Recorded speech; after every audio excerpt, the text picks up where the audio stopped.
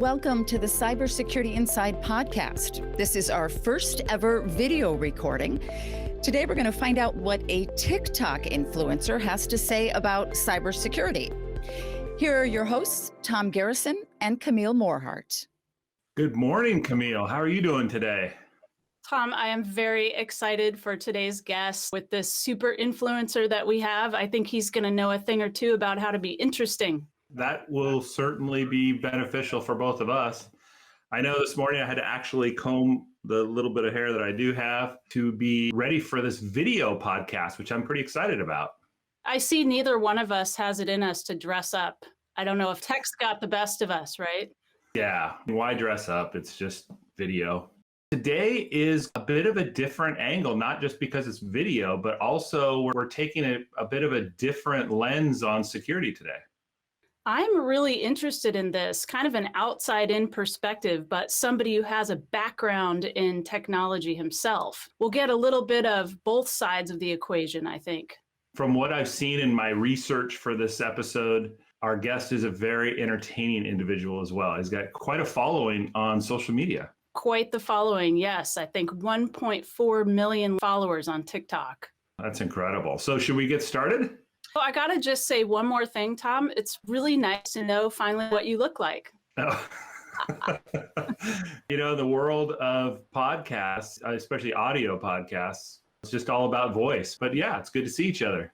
I have the pleasure of introducing our guest today. His name is Kevin Keats Jackman, and he is a man of countless talents. He graduated with a bachelor's degree in business and marketing from Florida Institute of Technology.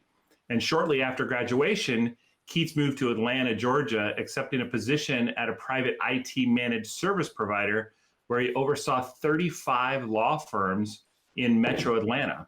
Living a somewhat Clark Kent lifestyle, Kevin would perform shows at night and create social media content on the weekends, consistently gaining buzz.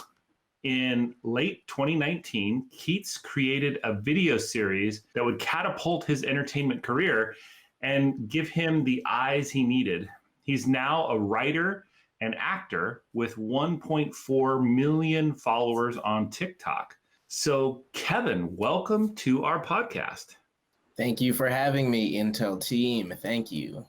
We thought it would be good, before we really get into the discussion on security, we thought it'd be good to provide more context on what you do. You had one particular moment that sort of catapulted you into this following. I wonder if you could take just a moment and describe what that was. Right around when I started to graduate college, because I went to a very difficult institution. So I knew I wanted to be in entertainment, but I didn't have the time to do it. So right when I graduated college, I had a plan. I'm going to market myself, going to write my music, mainly started in making hip hop music. It was right in a stage where visuals were becoming so important. Music really didn't go without a visual. So I had to be the person to know how to edit my own videos, shoot my own videos, set up the tripods, get the lighting right. So just by way of making the content that I needed to push my music, I started to develop the videos to be able to create skits, which I wasn't even thinking that is something that would be in my plan for the future. But I started to, I'm a fan, I'm a young guy, and I look at all the funny stuff, and I have the ideas of my own, and I'm like, you know what, I'll just create them. So I started to create these skits, and I got on TikTok, been hearing about it a lot. This is back in around November of 2019. My management here in Atlanta was talking about, hey, you have so many talents. We got to figure out how to show all the sides that make you great. Get on TikTok, Kevin. So I got on there, and within 2 weeks, I made a video called "If the Planets Had a Meeting," because I was going through a really rough time. I had gotten like a speeding ticket. I had gotten a nail in my tire driving down somewhere. My apartment flooded, and I'm like, oh my goodness. Why is Mercury just in retrograde and just messing with me right now? I was actually in the shower when I thought about that, and I started to laugh to myself, kind of making light of the rough time I was going through at the moment. So I was like, what if the planets were actually people? What if they had personalities like us and they talked to each other? I wonder what they'd each have to say about each other, kind of like lunchroom table banter. I got out my notes and I started writing the first episode, and I was like, wow, this is pretty hilarious. So I personified each of the individual characters. Like Jupiter, he's the biggest, so he'd have the biggest ego, he wouldn't be shy. Mars, planet of war, be the instigator for a lot of things. Pluto, just happy to be here. I started to make this skit, and overnight it just got 1 million views, and then within 2 days 7 million, and they started to want more. So I came up to all the way part 15, and it's been very fruitful for me. I was able to leave the IT job I was doing that was sustaining me full time, and start my own merch line and everything. Yeah, so I think what we're going to do now is, for everybody on this podcast, we're going to give you the chance to watch, I think it's the latest episode of your series. So we're jumping into episode 15 now. And obviously you can, if you're watching this at home, you can go back and start with number 1 and go all the way through. But this will give everybody a good idea, if the planets had a meeting, what that TikTok is all about. And to just say a little bit about what that is, I came out with an eyeshadow palette called If the Planets Had a Palette. And one of the characters, Venus, where I pull my hair back, I have the girly earrings in, and, you know, she has all the attitude and everything. So I thought it'd be really cool to get into the cosmetic industry and make Venus have an eyeshadow palette. So I have downstairs, I have the area where the girls and the models were getting ready to promote the palette. We were going to the studio. I check my phone and I get a DM from NASA. And I'm like, wait, this isn't real. Like, the NASA DM'd me on Twitter. I'm like, what? So I look at it, and they invite me to an exclusive event for the Perseverance Mars rover, where I got to speak with all of the engineers and the teams associated with getting the rover to land in Mars, which just happened.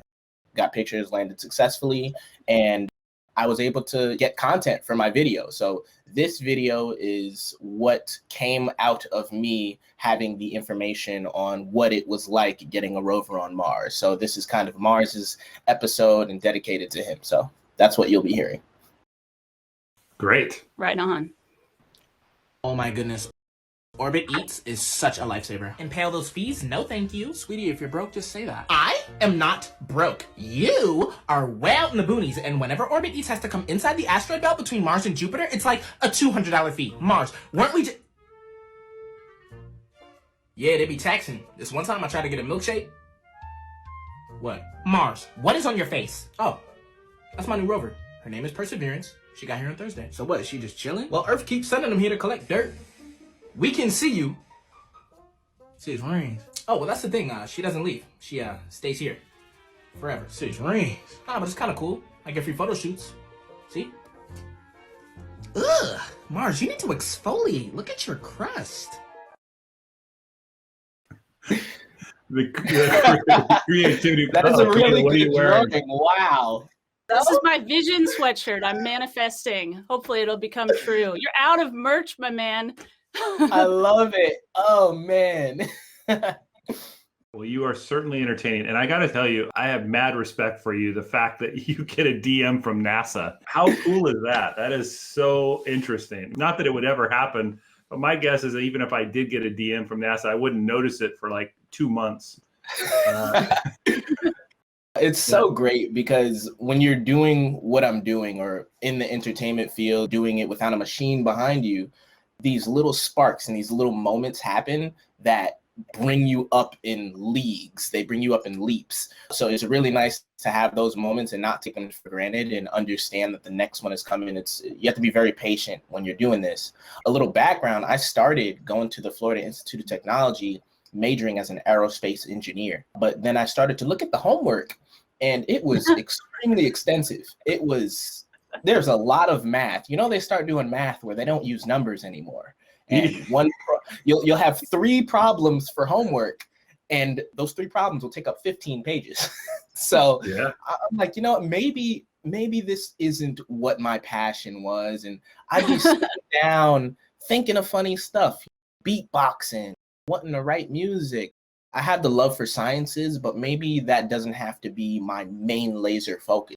Maybe I'm meant to get to that by around the way, and just being able to trust myself, and because my sister's a doctor in chemical engineering. So I kind of wanted to follow into that. You know, when you tell people you're going to school to be a rocket scientist, you get a lot of love. So I had to really be confident enough of myself to step away from that and say, hey, this isn't me. I know it sounds great on paper, but I'm still going to be great. It'll take me a little while to get there, maybe a little unorthodox, but hey, I'm an entertainer. They're going to see me. So it's really nice to be able to still get that recognition from NASA, even though I'm not at the desk making the rocket. Our podcast centers more around security and cybersecurity. And obviously today we're still talking about security. And I wonder from your perspective, with the kind of things that you work on, how do you think about cybersecurity, which is typically sort of a dry topic? Maybe, you think about IT professionals or something, they worry about it all the time. But how do you think about it? This is all new. Like being an influencer, TikTok, digital person, especially with COVID and everything, cybersecurity is more important than ever because everything is going virtual. So when I first started to come into this, when you get 1 million views overnight, you have to change the way you move. You can't just post everything on your story and go out and just be there, because people, they can roll up on you. People can say, oh, I need to go there and see him, and people, they get crazy. We're at a time where cybersecurity can translate into real life security. So there's that, and there's also trolls. Like I've had people on my Instagram live, if I'm going live, they'll show up, they'll request, say, hey, I want to talk to you, and you'll get on live, and they'll just be doing some really explicit content. So that, and protecting your passwords is a huge thing. I live by LastPass, getting into all my different accounts, just being very secure, because it only takes one time, one slip up for someone to try to brute force your accounts or try to get in. You see it all the time where they don't have a backup account, or if something gets hacked, they delete all your pictures, just ruin your image. It's so important to have that locked down. So coming from an IT background where security is the main focus for law firms, especially, I kind of had a leg up with understanding how important it was. But someone who's not from that background or doesn't expect it, you blow up on social media, could be ruined real quick. Lack of cybersecurity. How do you get people to care or pay attention? I mean, you might have had that issue even when you were doing IT for law firms, since that's not their primary interest, I'm assuming. A lot of times we learn by experience, by bad, crypto. That's how they would learn. Something happens where they click a file, or that you get a voicemail. Someone got a voicemail this one time, and it locked all of their accounts, and they had crypto throughout all their servers, their desktops, all their drives got messed up. And unfortunately, that's the turning point, and that's the catalyst for them to be doing something different. But yeah, with social media, I think seeing that someone got hacked, someone huge, like you can see all these big celebrities, like, oh, they got hacked, like someone, like if Drake got hacked, it's like, oh man, that's wild, so let me get my stuff buttoned up. It's always just good sense to change passwords 60, 90 days, complex passwords, phrases, all of that. With my generation, as a millennial, I think we understand that security is important just because we've seen the stuff growing up, and we've seen that happen. But I think the younger generation, I think with technology, it's becoming ingrained in what life is. So I do think they have a pretty good understanding, but who knows?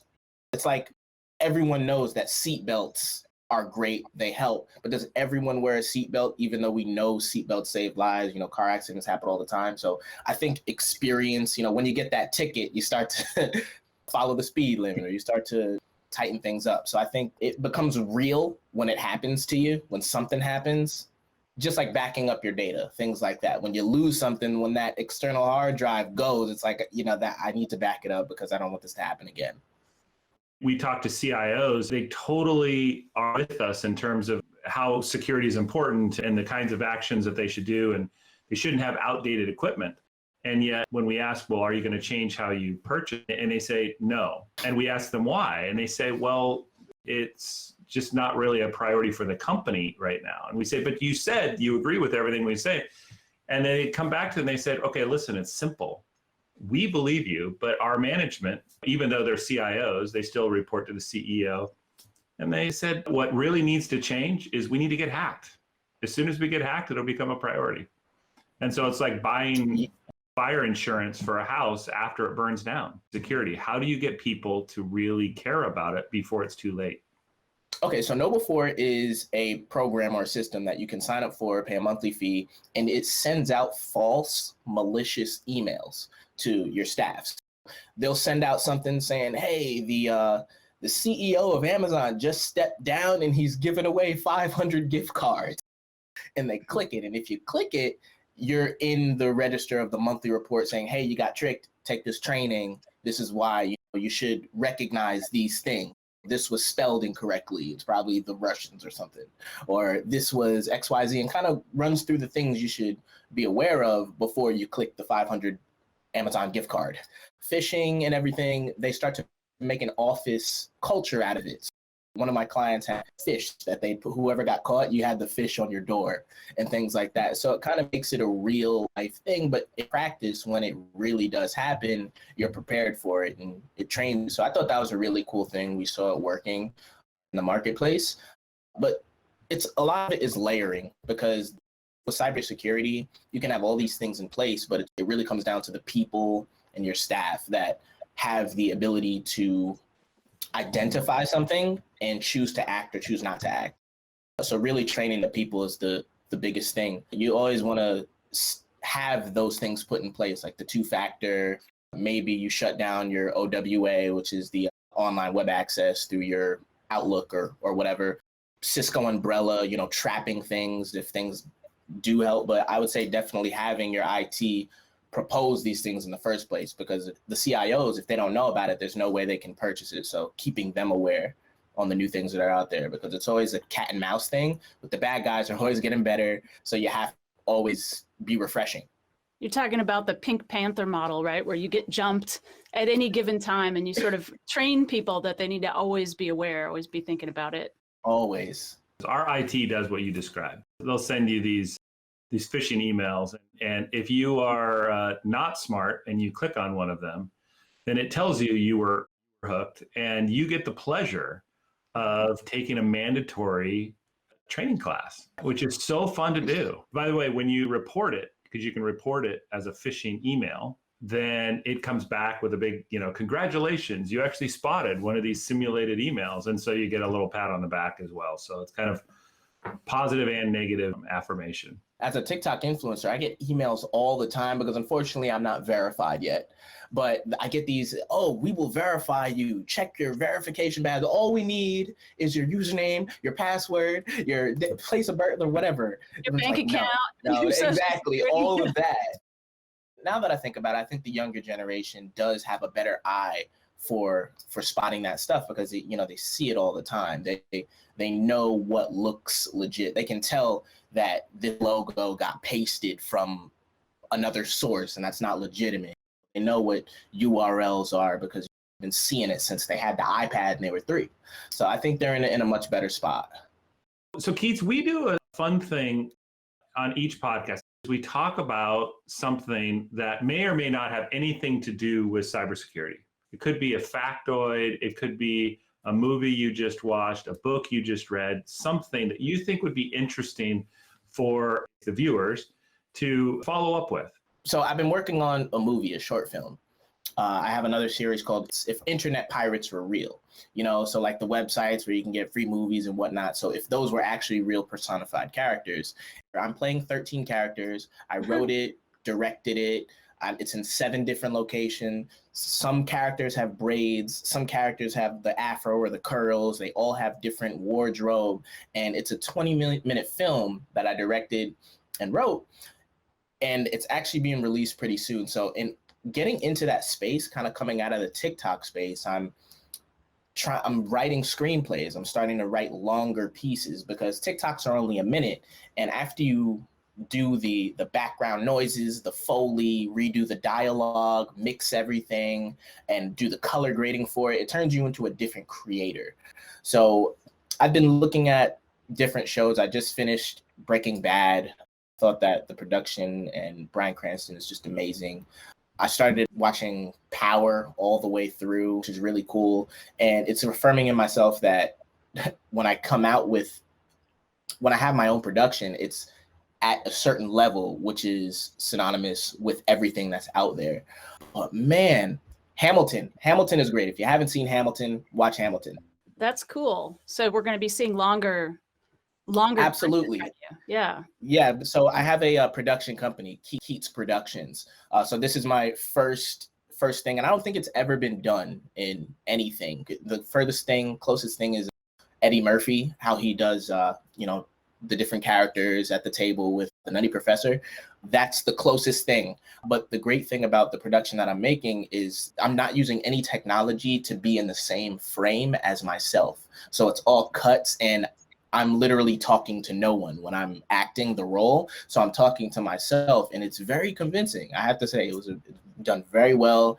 And I named that type of style because people on the internet, people give me the status of that single actor, multi-character landscape. So I'm kind of the father of that type of style of comedy or style of film, taping yourself now and creating all these different characters. So I've named that the single actor, multi-character landscape. I did it in TikTok, but now it's like, okay, you guys can copy the format that I've been doing on TikTok. However, let me show you a full movie where it's being done. And I did everything myself. And, I'm on a motorcycle. I have the GoPro on the motorcycle looking at me, drone shots, all done by myself and my friend who's helped me shoot it. But yeah, it's going to be really Keith, nice. My daughter has a question, so let me ask it. She's wondering, do you do a bunch of episodes in advance and you dress up as one character and then do kind of cuts from episode, 1 through 6, then you dress up as a different character and then do episode 1 through 6? Or do you actually go through all those costume changes for every single one of the episodes in Planets? That's a great question, and no one has ever asked me that, so thank you. I do it one at a time, one episode at a time. And I go through all of the wardrobe. So what it's like, I write the episode on my phone. Then I write the episode in person, and that's when I can make small adjustments. It's kind of like draft 1 in my phone, draft 2 on paper. Every character or planet can't be in one episode. So if it's 7 characters, I take out all of the hoodies for each, or all the costumes, lay them on my bed, and I go through each character, do all the lines that I have for that character, and then I switch costumes, do all the lines, and then I edit them in post. But yeah, I have to choose very specifically which characters that I do first, because when I pull my hair back for Venus, my hair will look all weird. So sometimes I do that last. How long does that take to change from one character to the next? Or depends on the character, maybe? Yeah, well, with Venus, I have to put all the earrings in, and with Saturn, I put the belt on my head and have the rings. But to run through an episode, it'll generally take me about an hour and a half just to go through and act them and change and stuff. It's a very, very meticulous process, but I'm so dedicated to the work that it doesn't even faze me. So Camille, what fun fact or something you want to share today? What do you have for us? 6 rings. 6 rings. Oh, I was going to mention that, but I'll do it now. I wasn't exposed to any of your content until the prep for this. And now I will be driving down the road and I just have this uncontrollable urge to say 6 rings. I get that all the time. It has nothing to do with anything. And I have to say 6 rings. Oh man, and I thought about that. That's one of the things, when I'm thinking in the shower, oh, okay, so Mercury, she messes everything up. Jupiter has the big ego. Now Saturn, he's so cool. What would Saturn say? 6 rings. That's it. And I was just like, oh, that is perfect. But I'm kind of peeved that I can't experience what it feels like to not have created it. Because I want to know what that feels like. Because a lot of people just say, hey, it's just a catchphrase, what they go around saying. And I'm like, oh man, I wish I could be on the other side of the fence. And so for me, I would say that the one thing, I started watching it, and unfortunately there's only 2 seasons because I've really gotten hooked on this show on Netflix, is Lost in Space. What a great show. And my daughter, she's 20, she started watching it too, and fully just 100% hooked on the show. I'll check it out. What's your favorite space film? I'd probably go old school and say Star Wars. Love that whole genre. Okay.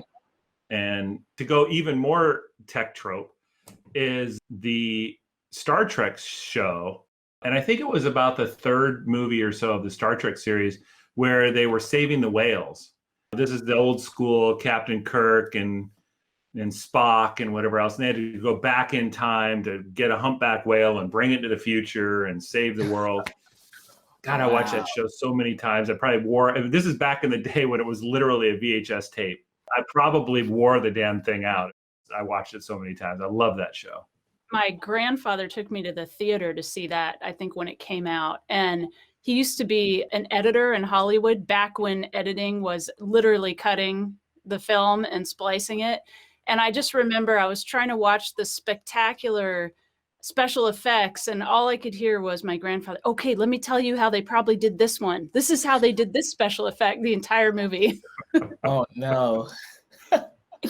Well, Keats, it's been a real pleasure. Thank you for joining us on our very, very first video podcast.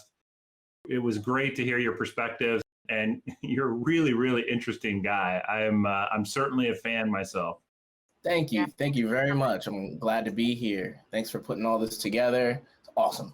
Well, this will not be the last video podcast. We'll see you guys all in a future video podcast.